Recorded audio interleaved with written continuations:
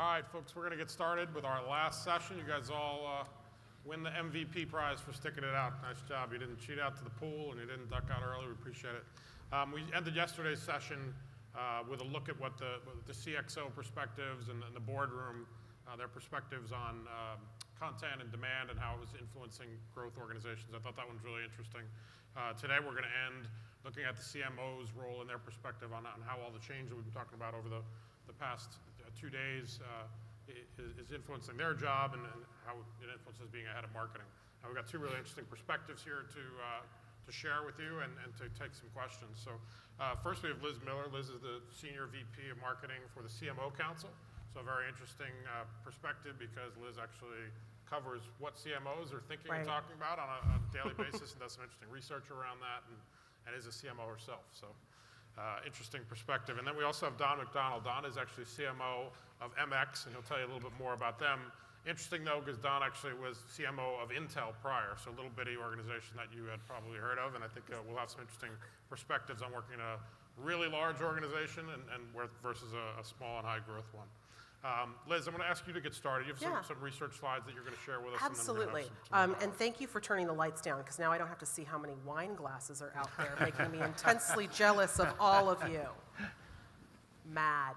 So we did do a little bit of research with our friends at Netline, and we wanted to start to understand in this scope of content marketing, when we start to really make those connection points between all of this great content and all these great content marketing strategies that we're developing, what was happening on the lead flow side of things. So we did a little study that we called Lead Flow That Helps You Grow. Anyone who has ever been near the CMO Council knows my boss loves to rhyme, hence the title of the report. So I apologize for all of the rhyming that comes from our organization. So the study that we did had about 213 senior marketers take part in an online poll. The majority of them were B2B marketers, but we did have a really interesting group that kind of formed that hybrid organization, so marketers who are really creating content that's going B to B to C. So we're selling through the B2B channel, but we do need to influence and actually sell to that end consumer. The North America was the focus, although there was a little bit of global perspective in here. And you'll notice that most of the organizations, about 46%, have revenue of over $1 billion.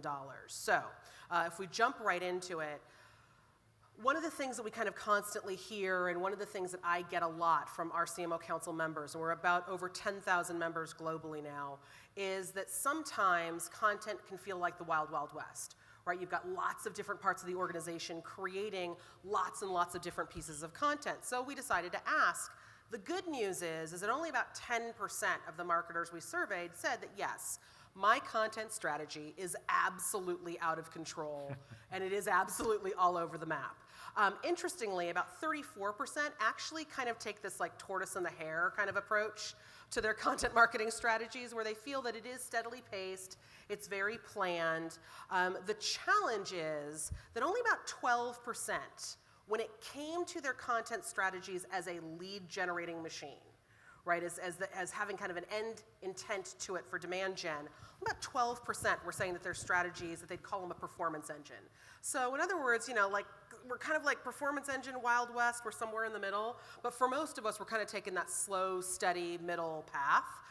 Thankfully, we're starting to see fewer of these kind of individual rogue performers that are just out there, and you all know who I'm talking about, right? The one that just kind of keeps cranking out content that no one seems to ever know about or plan, and it just shows up places.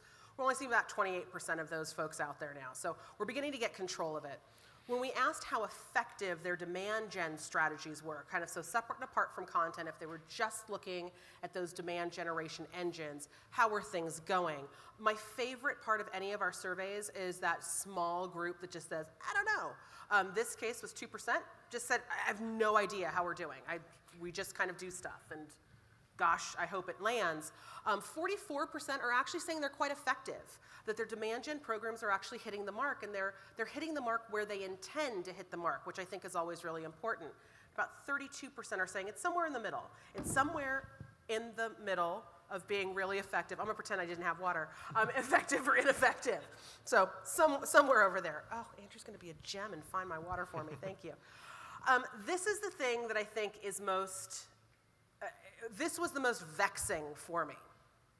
And if there's anything that I can help influence in this room and have you guys all walk away with, it is this.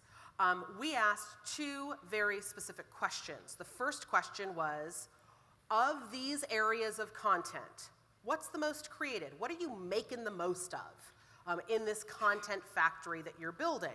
And the number one answer, product brochures, right? Not really surprising. Slide presentations, white papers, videos, corporate brochures, kind of all in that top area. Then I started to dig into the data and I said, okay, of those people who are creating all of this content, what's the most generated content for those organizations that develop the best, most effective, highest quality leads? What's actually generating the most demand? Does it surprise anyone that these two things don't line up? Right? So what we're creating the most of, i.e. product brochures, doesn't even make the list of what's developing the most demand. Now, for large organizations, and I'm sure you're going to be able to attest to this, especially when you have complex product, you've got a lot of product out there, of course, product brochures are essential to what we do. Should it be the number one thing that we're creating the most of? If we're focused on demand, if we're focused on retention, I think we have to start asking ourselves some pretty hard questions. Interestingly, number two was video. People are really seeing some really great engagement and some really great questions that are coming from video. They're beginning to notice that video is that intro that begs a follow-on question. Analyst reports, again, third-party content is always going to be welcome. Webcasts, slide presentations, ebooks, all of these things are really important. But if you'll notice, of the two things that are really top of mind of what we're creating in the machine, product brochures and corporate brochures, not on the list at all. So, what derails lead flow success? Kind of the biggest thing, and we ask this of our best practice leaders. Number one, the most important thing is the content isn't actually the content isn't developed for the target audience. In other words, we sat in a bubble, we decided what was awesome, and then we found a channel to shove it through. We really didn't care where it was going, we just found a really great channel. This is going to land us absolutely nowhere. Number two, I think, is very real, budget limitations. We have a lot of priorities to get through as marketers. Budget is a very, very real limitation. But let's start asking ourselves, if we're creating so much of that content that isn't landing, could we be utilizing that budget in different ways? Content that lacks relevance for the audience, content that doesn't even reach the decision maker. Not knowing where your content is going is a huge frustration for a lot of CMOs. Not leveraging the right distribution channels, I also thought was quite interesting. We did a content performance audit of a very large high-tech organization, over 1,200 individual pieces of content.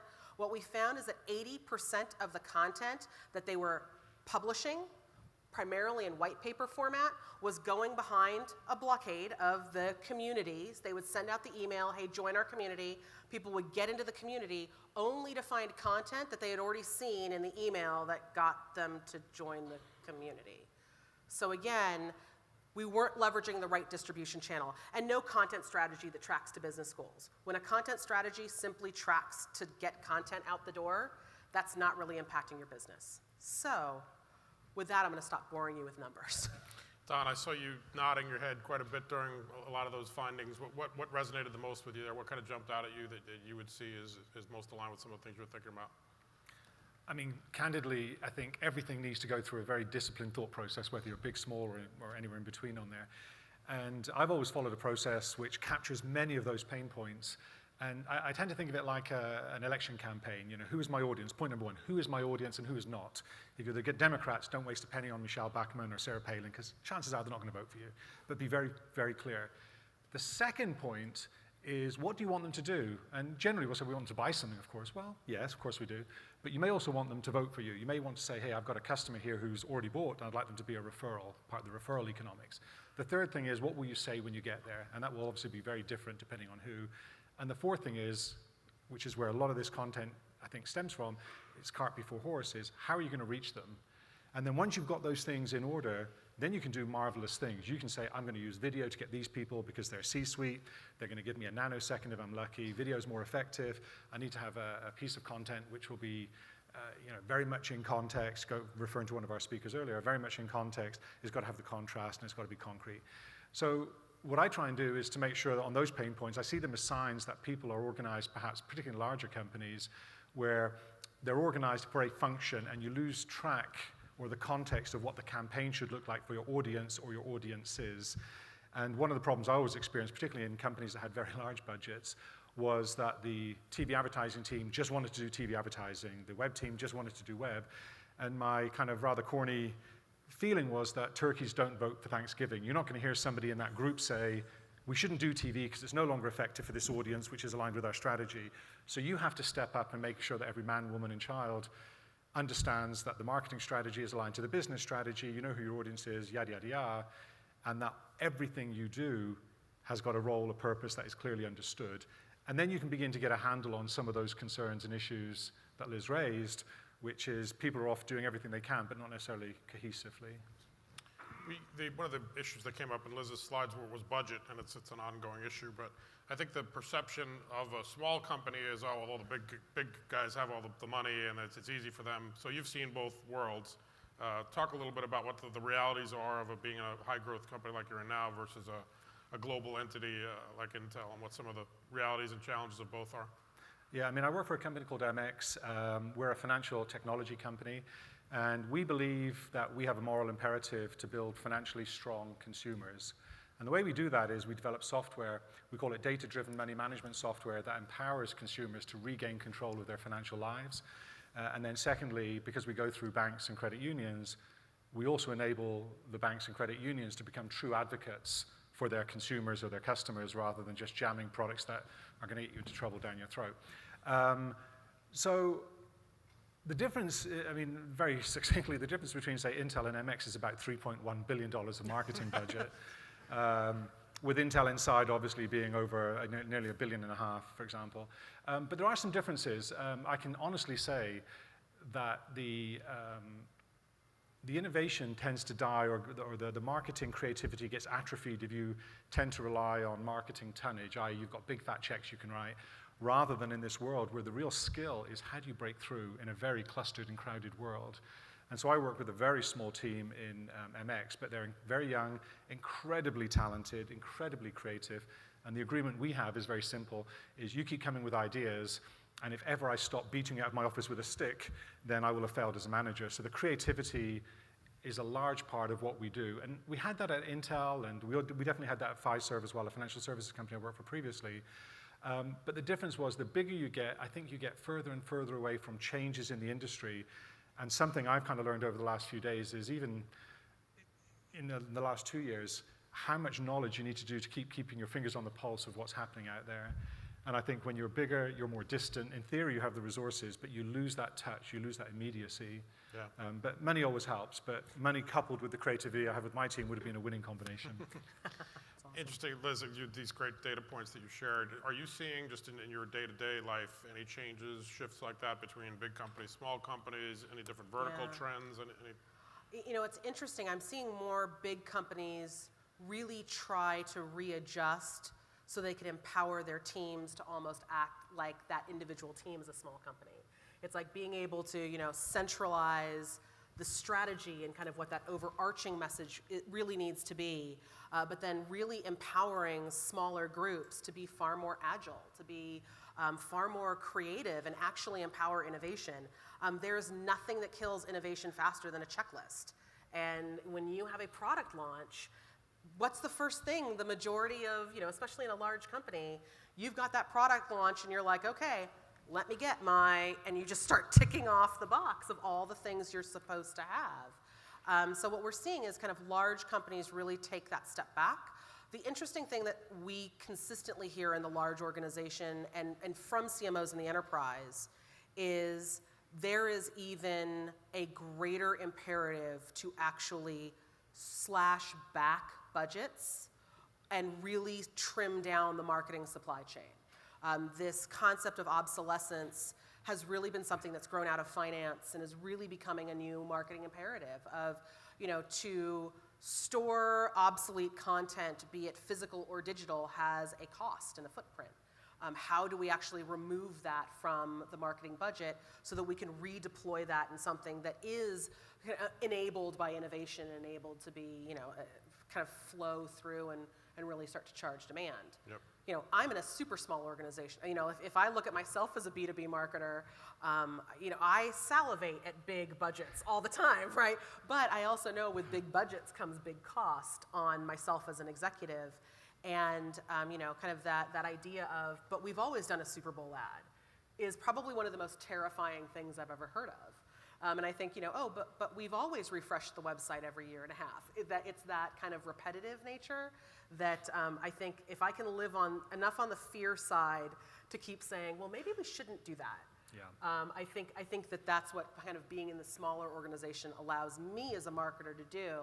And I think you're right. If I'm telling my team no, I need to go find another career. Like, I need to go someplace else, because in this day and age, some of the best ideas are coming out and they just sound like wacky to me the first time someone comes in and says them. But when you start to see it come to life and you just test and trust, fail fast, it ends up being awesome. I think there's another point, actually, just to pile onto your direction there. Like every other industry on this planet, you've had this technology revolution. Yep. And so, you look at everything's digital and connected. The cost of transistors have empowered us to do things we could never have done previously. So we often throw out examples of, you can now join or become a big deal in the music industry. You don't have to go to the decision makers of 20 years ago. Right. You can have your own studio, you can actually create your own music, you can distribute it yourself. The same with film. The 2008 winning entry in the Cinequest Film Festival in San Jose, The Owl and the Sparrow, I think it was called, was filmed and edited on a camera and PC purchased from Best Buy. And the same things, as I listened to all the presentations this week, it's amazing that what we can do with very limited resources as marketers are barriers to entry. You don't need hundreds of millions of dollars to be able to produce content that can wow. You need creativity, you need to be able to be a good storyteller, you need to be able to understand the needs and pain points of whoever it is you're talking to. But just look at some of the classes we've attended about how easy it is to really refine and hone down the world of saying, hey, I need a huge budget so I can get it right by tonnage and multiple trials. I think it's behind us. You can actually find out what people want, ironically, by piling into social media conversations. Companies like Insight Pool, for example, you can actually use Facebook and Twitter feeds to find out what people are talking about children's clothes, and you can use that to define your key strategy, your key messages, your key Absolutely. pain points. So the tables have turned in every other industry, and marketing is no different. We can use new methods to say, I can now be as effective, if not more effective, than a very large behemoth company that uses hundreds of millions of dollars with agencies. You just need to be able to know how to use those tools. And again, during this week, I think we've seen an awful lot of examples of people who are doing that well. So our job as marketers is to listen well and identify which tools can help us compete with the biggest by being smarter, faster, and perhaps more innovative in terms of how we reach the chosen audience. Yeah. Don, you mentioned something earlier, that you have a fairly young team. One of the speakers here was looking at the audience and said, wow, they're really young. So what do you think of some of that dynamic in terms of younger teams, younger force kind of coming into marketing? Do they bring different skill sets, different creativity, different energy, are you finding? Well, first of all, I was thoroughly ticked off because yesterday we were having dinner with my team, and we were talking about an incident in Africa where I had my cassette player stolen. This was a few years ago. And one of my guys turned around to me and said, Don't say it. What's a cassette? Don't say that to me. So Michael, thank you very much. The nice thing is when you get bitter and twisted and old, you basically keep identifying, well, we've tried that. And I must admit, I found it so refreshing to join MX. Most of my team haven't started shaving yet. And Aww. I'm like, where's your team? How cute is that? Anyway, no, they're wonderful. Their creativity, their passion. Yeah. We have for a strange artifact, we have an incredibly talented video team, which is just an amazing asset to have. They come up with ideas, they'll create them, work through the night. It's not about how much salary I get, how do I compare to someone else, although these things are relevant, obviously. It's much more about, I want to make my mark. I want to do the world's best content. And it is so refreshing from the inevitable politics that you'll get when you're 120,000 people, and there's 120,000 people who can slow something down or say no to something, and very few who can say yes. So having a small team allows me to get my fingerprints. We can just agree the strategy and go. Having a team that is just so full of enthusiasm, full of creativity, have got more knowledge on what's happening because of the way they live their social lives, with communication tools like Slack and 101 other ones that I'd never heard of before. It really is an amazing opportunity. The second thing is, with all the experience I've had in terms of the things that worked, and more importantly, the things that failed miserably, you can provide coaching and guidance and then set the team loose. They're almost certainly going to come back with ideas that are just mouth-watering and just amazing on there. So I just absolutely adore it. It makes me feel 20 years younger, quite frankly. And the quality of the work that we come up with the right guidance, you get the balance of creativity coupled with experience, and we just go off and do wonderful things. It's a wonderful, wonderful environment. I love going into work, and I can't always say I did that in some of the larger companies I worked at. That's great.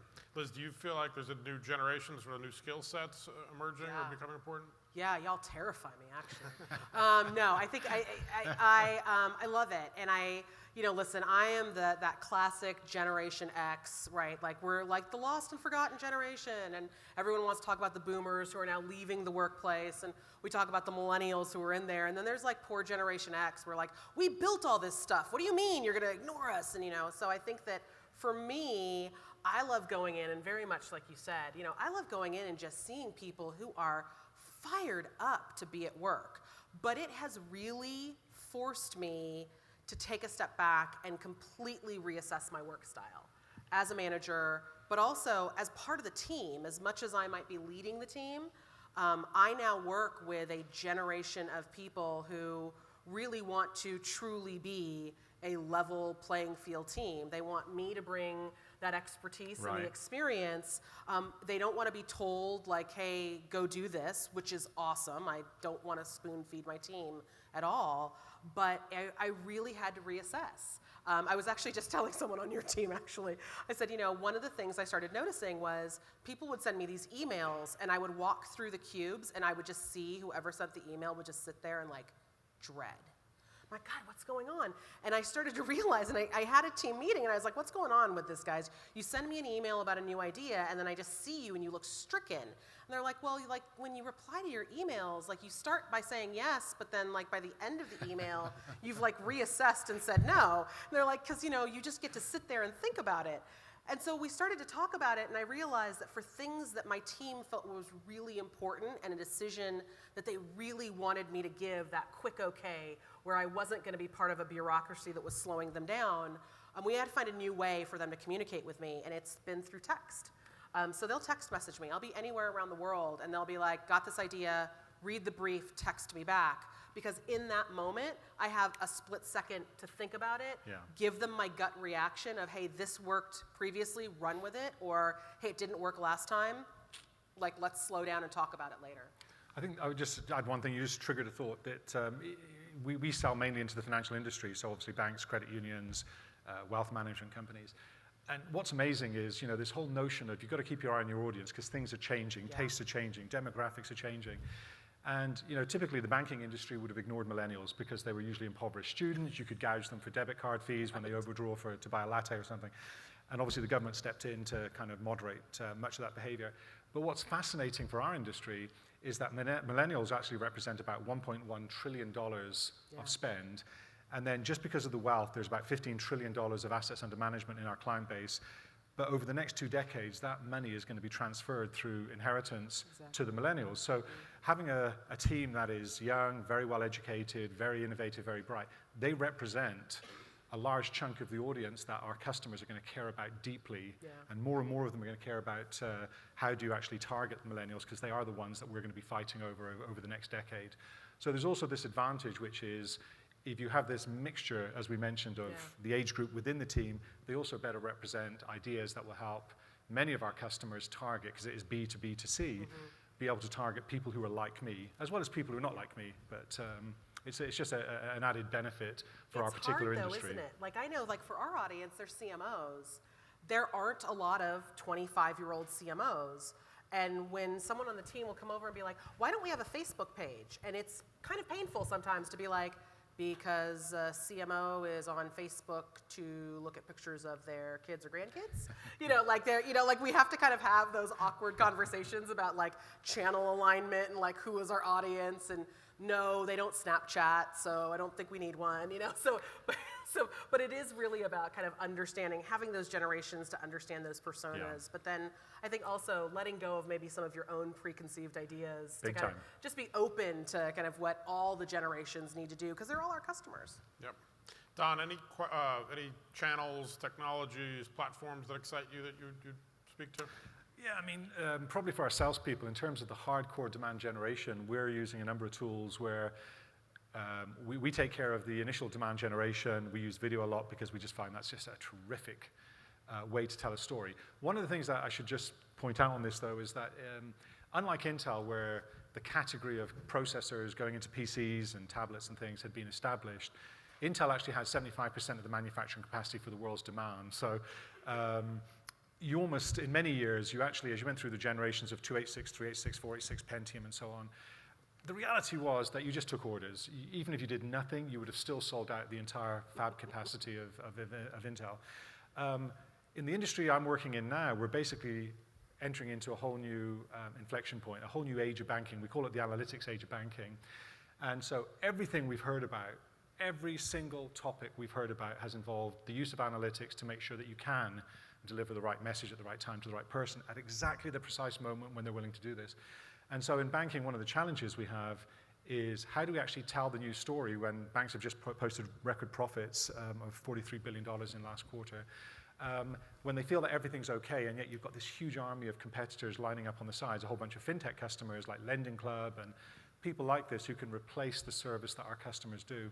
So we're trying to tell a story that says, hey, you're about to face another inflection point, change is upon you.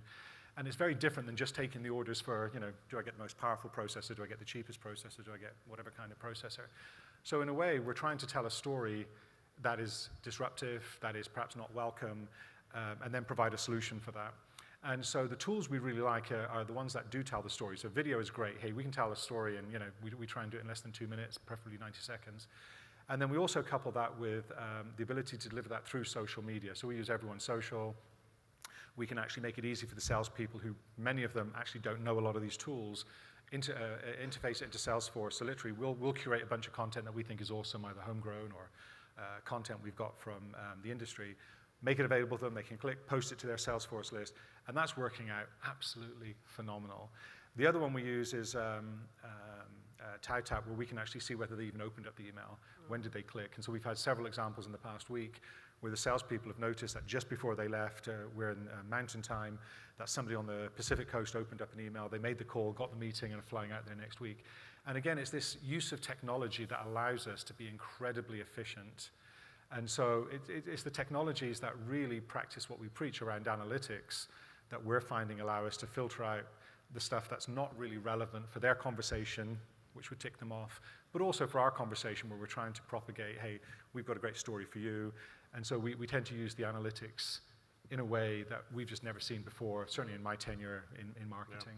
Yeah. Liz, you as a marketer and also talking to marketers, what are you seeing on that front? Video, again, I think it's, so to give you some understanding, like when we ask our marketers, what are you going to be spending on things? I would say over the last 4 years, we were seeing kind of incremental growth in marketing, maybe like 1 or 2% year over year. Last year, it bumped up by like 13%. So now they're looking at anywhere between like 15, 21% is what they want to start spending in video. So I think video is going to be super hot. Yeah. I keep coming back to mobile, and not mobile as an app or mobile as a channel, but a mobile mindset.